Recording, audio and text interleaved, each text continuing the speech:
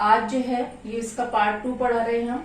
इससे पहले वीडियो में हमने दूरी और विस्थापन के बारे में बताया था, एक समान गति और असमान गति के बारे में बताया था।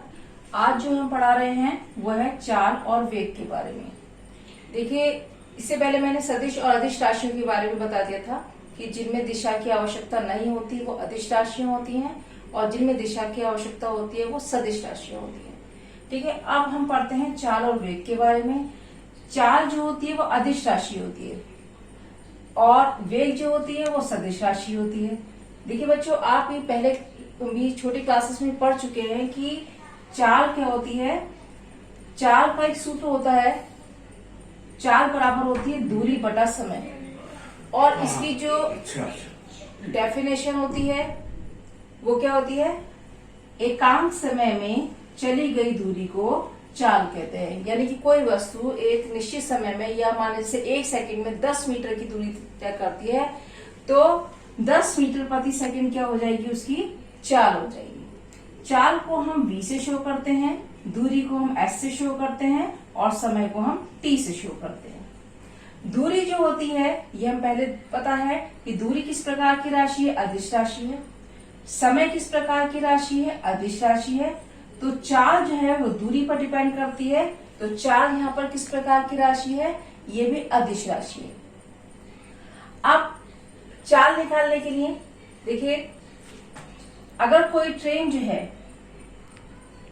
50 किलोमीटर की दूरी तय कर रही है 1 घंटे में, तो दूरी कितनी हो गई 50 किलोमीटर और समय कितना हो गया 1 घंटा। तो 50 को हम 1 से भाग करेंगे तो ये हो जाएगा 50 किलोमीटर प्रति घंटा। ठीक है, इसी तरह से जो वेग होता है, वेग क्योंकि विस्थापन पर डिपेंड करता है। विस्थापन किस प्रकार की राशि है, सदिश राशि है, और समय कैसी है, अदिश राशि है। तो विस्थापन पर डिपेंड करता है तो वेग किस प्रकार की राशि हो जाएगी, सदिश राशि। और इसके ऊपर जो हमें वेक्टर का साइन शो कर रहे हैं, ये तीर का निशान जो हम इसके ऊपर लगा रहे हैं, इससे प्रूव हो जाता है कि ये सदिश राशि, क्योंकि सदिश राशियों के ऊपर एरो लगा के शो किया जाता है लेकिन अदिश राशियों पर एरो नहीं लगाया जाता। अब अभी हमने बताया कि चाल जो है वो दूरी पर डिपेंड करती है और वेग विस्थापन पर। विस्थापन के लिए दिशा की आवश्यकता होती है। विस्थापन क्या होता है कि जैसे कि हमारे पास एक ए पॉइंट है और दूसरा बी पॉइंट है। ए पॉइंट हमारा यानी कि जो घर है और बी पॉइंट हमारा जो है स्कूल है। ठीक है, अब हम ए से बी की तरफ गए, यानी कि घर से हम स्कूल गए, तो ये क्या है, जो घर है ये हमारी है प्रारंभिक स्थिति और जो बी है वो हमारी अंतिम, क्योंकि हमें घर से कहाँ जाना है, स्कूल। तो यहाँ पर जो पहली स्थिति है वो घर है और दूसरी स्थिति क्या है, स्कूल है। तो इन दोनों स्थिति के बीच में जो अंतर होता है यानी कि B से B माइनस A, तो ये क्या कहलाता है, विस्थापन कहलाता है। यानी कि प्रारंभिक स्थिति और अंतिम स्थिति के न्यूनतम अंतर को हम क्या कहते हैं, विस्थापन कहते हैं। और विस्थापन का मान जो होता है वो हमेशा या तो चाल के बराबर होता है और वरना विस्थापन जो होता है ये चाल से कम होगा। विस्थापन चाल से ज्यादा नहीं होता। ठीक है, अब हम निकालेंगे, इस पे न्यूमेरिकल देखते हैं। अब चाल, इस फॉर्मूले पे हम एक न्यूमेरिकल देखते हैं। जैसे कि कोई बच्चा है, वो ए पॉइंट यानी कि इनिशियल स्थिति से उसने चलना शुरू करा और ये गया यहाँ पर बी पर, और ये इसने जो दूरी तय करी है वो 20 मीटर की करी है।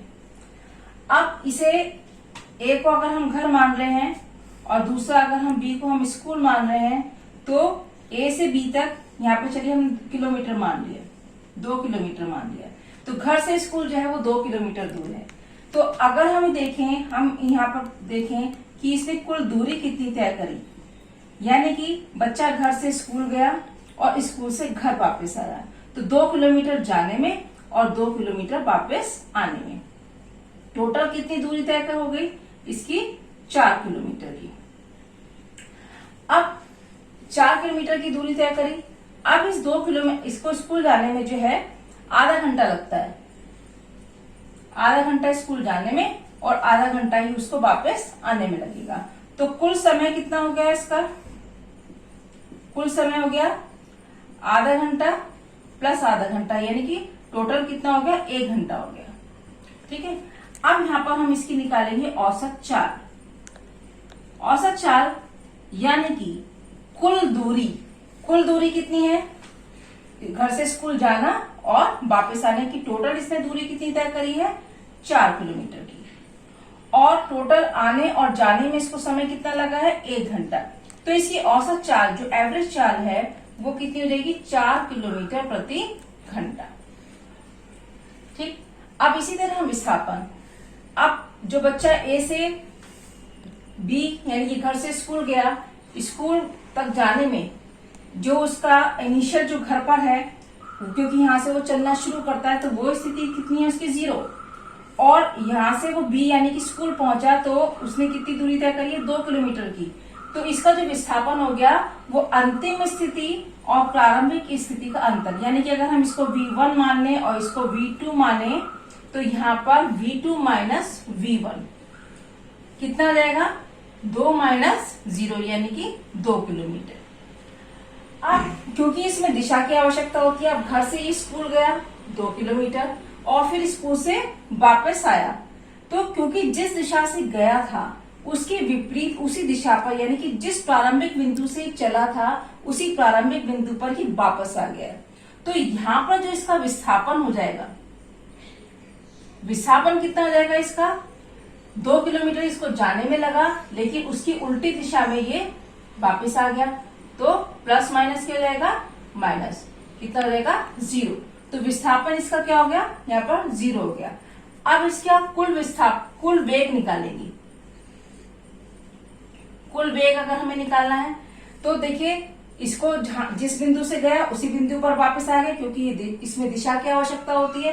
तो यहाँ पर विस्थापन कितना हो गया इसका, विस्थापन हो गया इसका 0, और आने में और जाने में टोटल समय कितना लगा था 1 घंटा।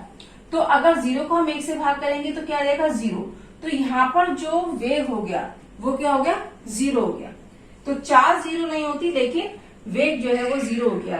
तो इससे कहने का मतलब है कि चाल जो होती है वो हमेशा धनात्मक होती है, यानी कि पॉजिटिव बढ़ती है, लेकिन जो वेग होता है वो धनात्मक भी हो सकता है, ऋणात्मक भी हो सकता है और शून्य भी हो सकता है। ठीक है, ये साथ साथ हम अंतर भी पढ़ते जा रहे हैं। अगर यहाँ पर किसी वस्तु के वेग शून्य हो जाए या वेग में परिवर्तन हो जाए तो ये जरूरी नहीं है कि चाल भी बदल जाएगी, लेकिन अगर चाल बदलती है तो वेग भी अवश्य बदलता है, इस चीज का ध्यान रखें। ठीक है, तो अब हमने इसमें अंतर भी साथ साथ कर ली है कि चाल जो है वो अदिश राशि है, वेग जो है सदिश राशि है। चाल का फॉर्मूला होता है दूरी बटा समय और वेग होता है विस्थापन बटा समय। औसत चाल होती है, ये चाल जो होती है वो हमेशा धनात्मक होती है, और वेग जो होता है वो धनात्मक भी हो सकता है, ऋणात्मक भी हो सकता है और शून्य भी हो सकता है। और जो वेग होता है वो चाल से कभी ज्यादा नहीं होगा, चाल वेग से ज्यादा हो सकती है, लेकिन विस्थापन जो होता है वो चाल के बराबर भी हो सकता है और चाल से कम होगा, अधिक नहीं होगा। ठीक है, इसके अलावा इनके जो मात्रक आते हैं, देखिए जब हम फिजिक्स पढ़ रहे हैं तो उसमें जो हमें आंसर देने होते हैं वो मात्रक में, जैसे कि किसी व्यक्ति की चाल है कि वो 5 मीटर चल रहा है, कितने में 2 सेकंड में, तो 5 को 2 से भाग करेंगे तो आएगा 2.5 मीटर प्रति सेकंड। क्योंकि देखिए दूरी को हम किस में नापते हैं, मीटर में नापते हैं, समय को किस में नापते हैं, सेकंड में नापते हैं, तो इसका मात्रक क्या हो जाएगा मीटर प्रति सेकंड। तो आंसर जो हम देंगे तो हमें ये मात्रक लिखना जरूरी होता है, वरना आपका आंसर जो है उससे पता नहीं चलता है कि आपने क्या वैल्यू निकाली है, किसकी वैल्यू निकाली है। तो मीटर प्रति सेकंड से पता चल जाता है यहाँ पर आपने क्या फाइंड करा है चाल। और हमें ये पता होना चाहिए कि दूरी किस में मेजर की जाती है और टाइम किस में मेजर किया जाता है। उसी तरह चाल, ये ऐसा ही मात्रक जो होता है इसका चाल का, ये मीटर प्रति सेकंड होता है और वेग का भी मीटर प्रति सेकंड ही होता है। लेकिन अगर चाल जो है, दूरी जो है किलोमीटर में होती है और समय जो है घंटे में होता है, तो ये मात्रक बन जाता है किलोमीटर प्रति घंटा। और अगर दूरी सेंटीमीटर में होती है और समय सेकंड में होता है, तो ये मात्रक बन जाता है सेंटीमीटर प्रति सेकंड। तो इसकी मात्रक जो होते हैं वो मीटर प्रति सेकंड भी हो सकते हैं, किलोमीटर प्रति घंटा भी, और सेंटीमीटर पर सेकंड। मात्रक दोनों के सेम होते हैं। ठीक है। अब अगला टॉपिक है हमारा त्वरण। त्वरण क्या होता है? अब है त्वरण। त्वरण क्या होता है? समय के साथ वेग परिवर्तन, कि जैसे जैसे समय बढ़ रहा है वैसे वैसे वेग में परिवर्तन हो रहा है। जैसे कि आप देखिए, अगर हम कोई व्हीकल चलाते हैं तो जब हम स्टार्ट करते हैं उसके बाद उसकी स्पीड क्या हो जाती है? धीरे धीरे बढ़ती जाती है। कभी हम बीच में तेज चलाने लगते हैं, कभी हम धीरे चलाने लगते हैं। तो जो स्पीड में चेंजेस हो रहे हैं समय के साथ साथ, वेग में जो परिवर्तन आ रहा है, उसे हम क्या कहते हैं? त्वरण कहते हैं। तो त्वरण का सूत्र, त्वरण को कहते हैं एक्सीलरेशन। और जैसे कि गाड़ी में एक्सीलेटर होता है जो स्पीड बढ़ाने के लिए होता है, तो त्वरण का भी, त्वरण जो है ये एक्सीलेटर ही होता है जो कि स्पीड को बढ़ाने या फिर कम करने का काम करता है। तो ये त्वरण जो है वो किस पर डिपेंड, त्वरण का फॉर्मूला क्या होता है? त्वरण बराबर होता है वेग परिवर्तन बटा समय। समय के साथ वेग में परिवर्तन या वेग परिवर्तन की दर को हम समय को जो हम त्वरण कहते हैं। त्वरण को हम ए से शो करते हैं, और ये क्योंकि सदिश राशि है तो इसके ऊपर हम एरो लगाएंगे। अब हम वेग परिवर्तन क्या है? जैसे कि एक गाड़ी है, गाड़ी हमने चलाना शुरू करी है, तो पहले वो रुकी हुई है, तो उसका प्रारंभिक वेग क्या है? u। प्रारंभिक वेग को हम किससे शो करते हैं? u से शो करते हैं। ये क्या है? यहाँ पर 0 है। अब उसका बाद में वेग कितना हो गया? हमने माना 4 मीटर प्रति सेकंड हो गया। ठीक है। अब ये u से v होने में कितना समय लेगा? t क्या होता है? समय। कितना माना हमने? इसमें 4 सेकंड का समय लेगा। ठीक है। तो वेग में परिवर्तन कितना है? अंतिम वेग में से प्रारंभिक वेग को माइनस करेंगे। अंतिम वेग कितना है? 4। प्रारंभिक वेग कितना था? 0। और समय में कितना परिवर्तन? समय कितना लिया है? 0 से 4 होने में 4 सेकंड का। ठीक है।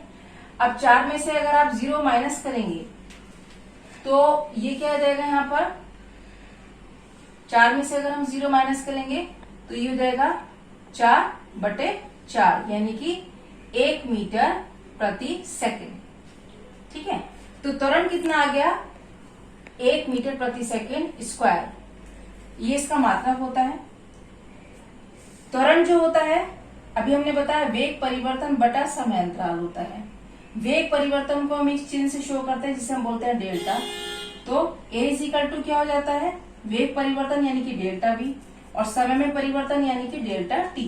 तो डेल्टा a = होता है delta v upon delta t। वेग का भी हमने फार्मूला देखा, मात्रक देखा था, वो होता है मीटर प्रति सेकंड, और समय का मात्रक होता है सेकंड। तो इसका जो मात्रक बनता है वो क्या होता है? मीटर पर सेकंड स्क्वायर। तो अभी यहाँ पर हमारा आंसर कितना आया था? 1 मीटर प्रति सेकंड स्क्वायर। तो ये मीटर प्रति सेकंड स्क्वायर से हमें ये पता चल गया कि हमने क्या यहाँ पे फाइंड करा है? त्वरण करा है। ठीक है। अब देखिए, जैसे कि अगर हम घर से चलना शुरू करते हैं और हमें किसी भी जगह जाना है, मार्केट में जाना है, तो कभी होता है कि हमारी स्पीड, हम व्हीकल से भी जा रहे हैं तो कभी हमारी स्पीड जो है बढ़ रही है, कभी कम हो रही है, कभी बढ़ रही है, कभी कम हो रही है। तो इसमें हमें ये ध्यान देना होता है कि जैसे कि माना कि पहले 2 मिनट में हमने जो A से B तक वेग हमारा कितना है? पहले हमारा 0 है, A से B तक पहुंचने में कितना हो गया? 4 मीटर पर सेकंड का हो गया। फिर और 4 मीटर पर सेकंड होने में कितना समय लगा? माना है यहाँ पे 2 मिनट का समय लगा। ठीक है। अगले 2 मिनट में फिर यहाँ पर हमारा कितना हो गया? 8 मीटर पर सेकंड। फिर अगले 2 मिनट में कितना हो गया? 12 मीटर पर सेकंड। तो देखिए हर 2 मिनट बाद वेग में जो परिवर्तन आ रहा है वो कितना आ रहा है, हर 2 मिनट में कितना आ रहा है, ये आ रहा है 4 मीटर पर सेकंड का। क्योंकि वेग में परिवर्तन कैसे निकालते हैं, अंतिम वेग में से प्रारंभिक। तो 4 में से 0 माइनस करेंगे तो कितना देगा यहाँ पर 4।